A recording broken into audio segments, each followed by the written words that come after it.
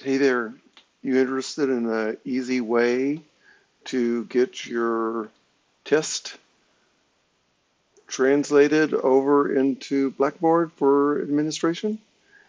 I have a quiz here, just 5 items, but it could be 50. Make sure you number them 1, 2, 3, and so forth, and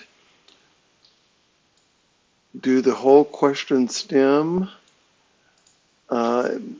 without any breaks, all in one paragraph. And then label your multiple choice answers A, B, C, D, E if you want to, and then put an asterisk next to the correct answers.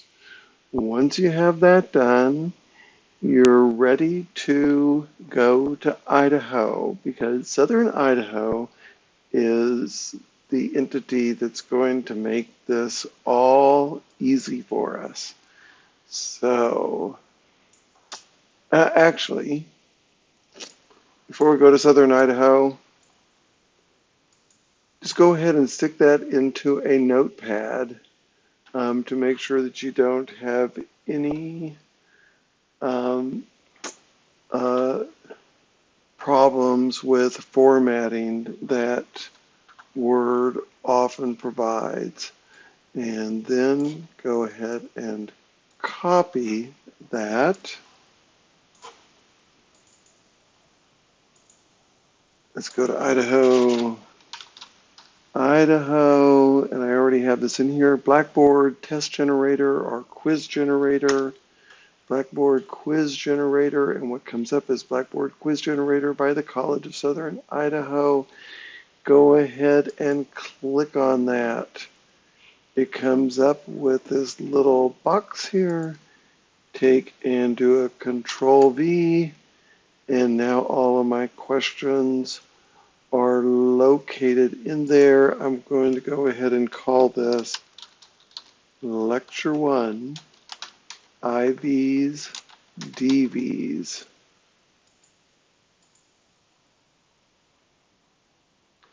And then I'm going to say, create the quiz.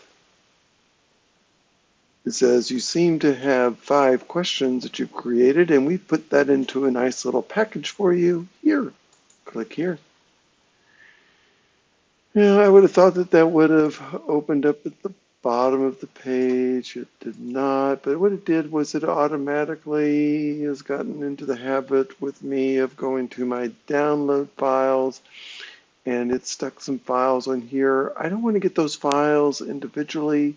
I actually want to go to the downloads, and in the downloads here I have Blackboard Quiz number 7. It's a zip file. That's exactly what I want. I'm going to go ahead and put that zip file on my desktop so that it's easy to find. And then I'm going to go to Blackboard.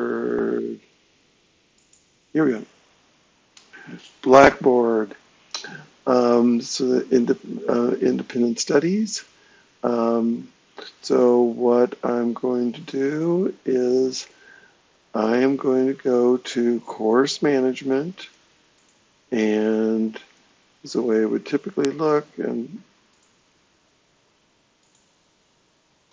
right, I go to course tools under course management, course tools, and then I'm going to go down to down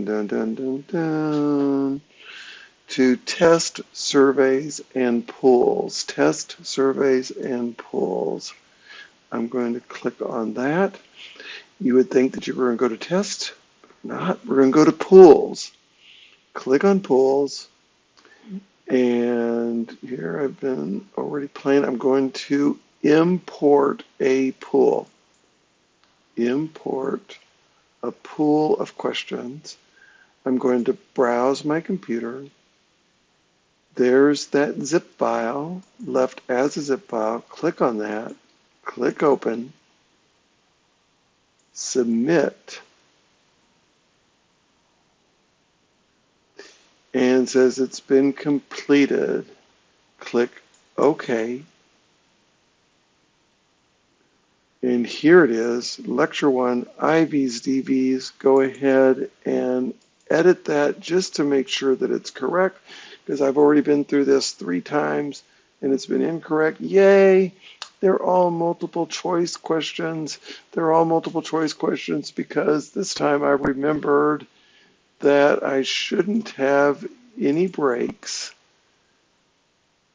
from the 1 all the way over to the end of the question. My response is starting on the next line.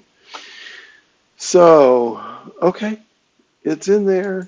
Okay, I'm good. Now, we've done that, and we've created this pool of questions. We've given it a name. I'm now going to go over to content. And in content, we're going to build content. If you're doing this from scratch, you'll want a content folder, which you can label as quizzes. Here, we'll do another one. Let's call it another example of quizzes.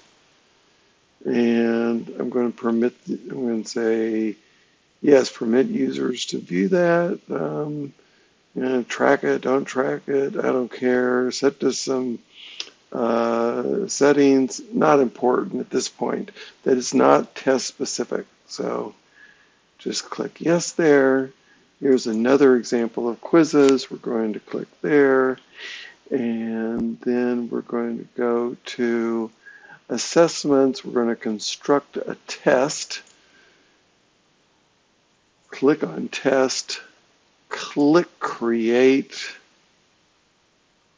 And then let's go ahead and call this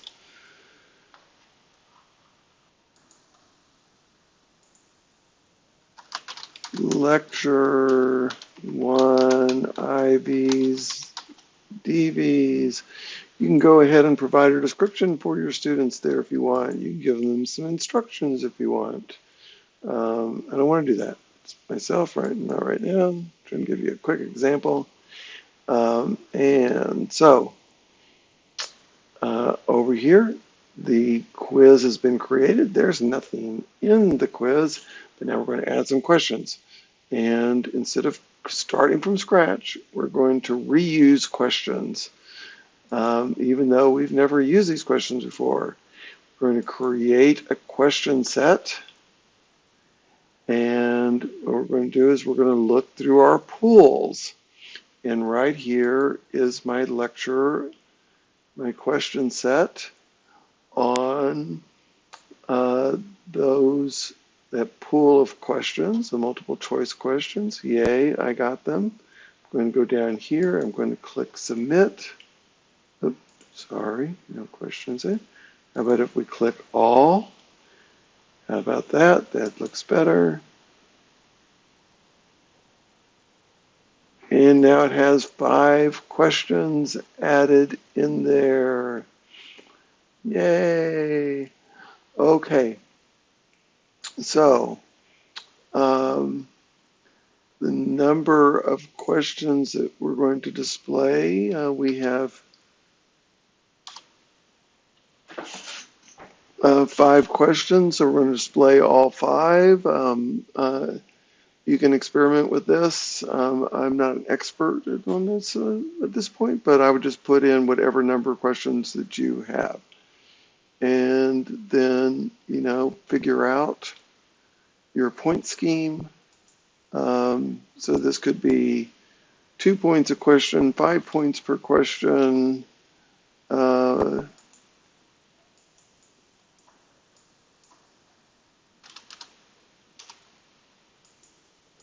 There's 5 and 5 gives us a set of total 25 points. Or you could do 5 questions, 20 points, and then it would add up to 100. You get the idea. Okay, so hit OK. We've selected that set of questions, submit, and now here's the things that you would typically expect. Make it available to students. Yeah, I want to make that test available. Add a new announcement for this test. So if you're ready to go and you wanted to let the students know about that, you click yes there. Um, if you wanted to do multiple tests to make this pedagogic, you could go ahead and say, yeah, multiple attempts. They could do up to 3 attempts, and then I'll just score it using the last attempt graded, or I'll score it with the average of the graded attempts. I'm not going to do multiple attempts. I'm going to keep things nice and easy. Um, I want them to do this all in one setting, so I'm going to do forced completion. I think they should be able to do 5 questions easily in 15 minutes, and that's being really generous. And if they don't finish it within that time, I'm going to just force them off, and it's just going to quit, and they're going to be left holding the bag. I'm going to start this test, how about on Friday at 1:30 a.m. and then go to